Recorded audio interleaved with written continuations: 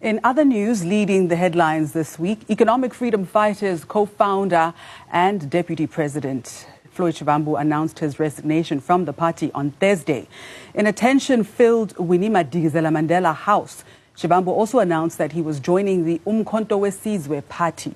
Since then, speculation has been rife on the reasons for this move. Is it related to personal and political growth, or perhaps a rift within the EFF, or a strategy for an MK and EFF partnership? Well, we get some perspective from political analyst Dr. Zamo Mbandwa. Doctor, good morning, and thank you so much for your time. Welcome to Newsroom Africa.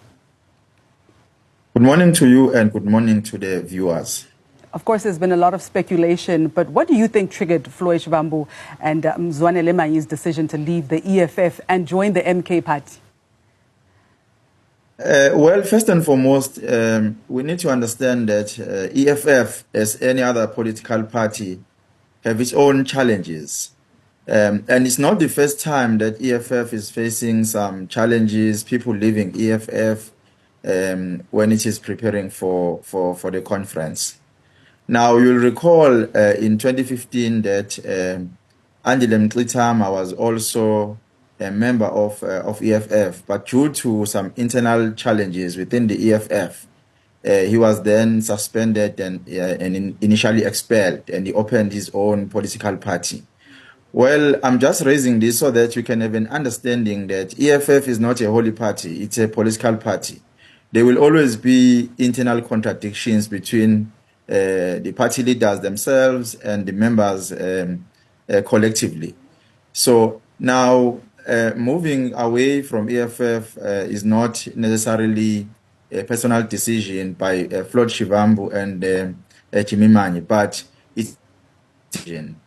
And there are so many speculations with regards to the reasons why they left the EFF.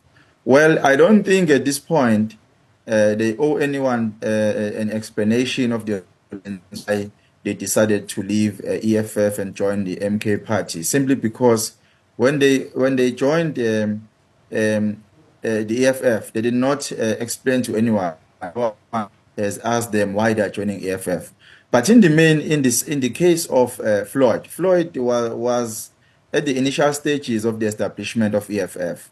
So you wouldn't expect someone who is a co-founder of the political party to just leave the party, where else the person has a responsibility, especially being a deputy president of the party, a second in command. So I think many of us did not expect that move, but it did happen.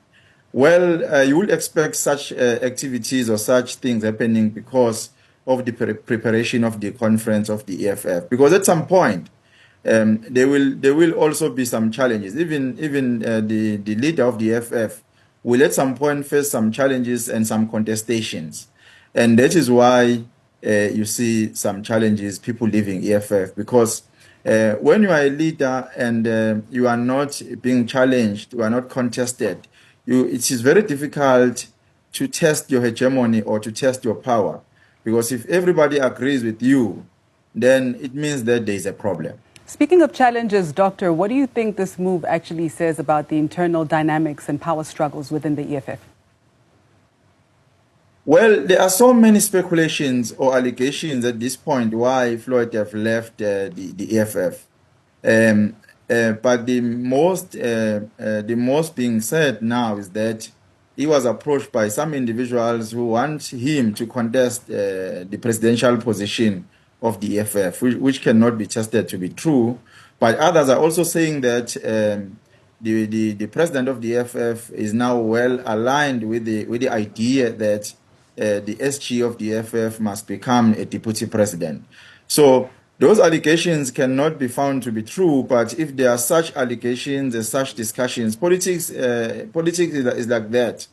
A group of people take a decision, they influence the rest of the members of the organization, they influence the leadership, then at the end of the day, you end up not being in any position of the political party. And I think for him now to join another political party, while he's still enjoying support from the EFF and is still being supported by the leaders of the EFF, I think for him that was the best move rather than being removed, because if you look at the leaders of the EFF in the past, those who led in the executive leadership, particularly in the NEC, they are nowhere as we speak now. But the only two people that remained in the senior leaders of the organization are the CIC and Floyd Shivambu. So now, if Floyd was to be changed in the upcoming conference, then it was going to cause some problems, even for him, because he don't see himself not being the deputy president or in the executive of the EFF. So he rather leave rather than being removed by a vote. Speaking of positions, do you think that EFF leader Julius Malema consulted the leaders of the EFF or members prior to announcing that there'll be no acting deputy president as they are going to a conference in December? Or could this have been a solo decision? You see, political parties have a different way of operating.